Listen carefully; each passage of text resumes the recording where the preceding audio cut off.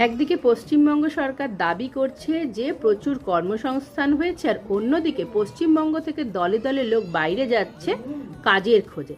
এছাড়াও বেকার ভাতার জন্য লম্বা লাইন দিয়ে ফর্ম ফিল আপ করছে, আর 1500 টাকা লক্ষ্মীর ভাণ্ডারের ভাতা পেয়ে মেয়েরা খুশিতে নেচে উঠছে। তাহলে এই যে দুটো সম্পূর্ণ বিপরীত অবস্থা, কিভাবে পশ্চিমবঙ্গে একই সাথে বিরাজমান এই সোনার পাথর বাটি কি করে পশ্চিমবঙ্গে চলছে, তারই এক্সপ্লেনেশন দেওয়ার চেষ্টা এই ভিডিওতে আমি করব।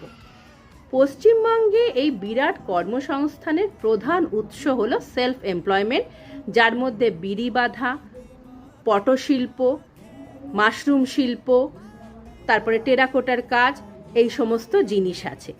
এছাড়াও আর একটা কর্মসংস্থানের উৎস হচ্ছে পশ্চিমবঙ্গের সরকার দ্বারা অস্থায়ী কর্মীদের রিক্রুটমেন্ট, যার মধ্যে সিভিক ভলান্টিয়ার, আশাকর্মী, অঙ্গনওয়াড়ি কর্মী, প্যারা টিচার এবং আরও অন্যান্যরা আছে। উল্টো দিকে যদি দেখেন, লাস্ট 14-15 বছরে 7000-এর উপরও বড় কলকারখানা এবং শিল্প পশ্চিমবঙ্গে বন্ধ হয়ে গেছে। নতুন কোনো শিল্প তো খোলেনি, যেগুলো এক্সিস্টিং আছে তারা আর এক্সপানশন করে না, নতুন কোনো রিক্রুটমেন্ট করে না। শিল্প আর কর্মসংস্থানের গোষ্ঠী ষষ্ঠী পুজো করে পশ্চিমবঙ্গ সরকার কিন্তু এক ঢিলে দুই পাখি মেরেছে।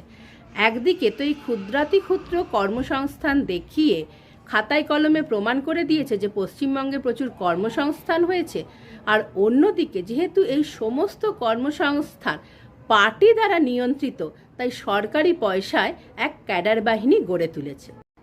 কিন্তু যখন পার ক্যাপিটা জিডিপি অর্থাৎ প্রতি জন পিছু কত টাকা আয় হচ্ছে সেটা দেখি, তখন কিন্তু ব্যাপারটা পুরো পরিষ্কার হয়ে যায়। সেক্ষেত্রে লাস্ট কিছু বছরে পশ্চিমবঙ্গ 21 থেকে 24 নম্বর স্থানের মধ্যে ঘোরাফেরা করে মোট 28টা রাজ্যের মধ্যে।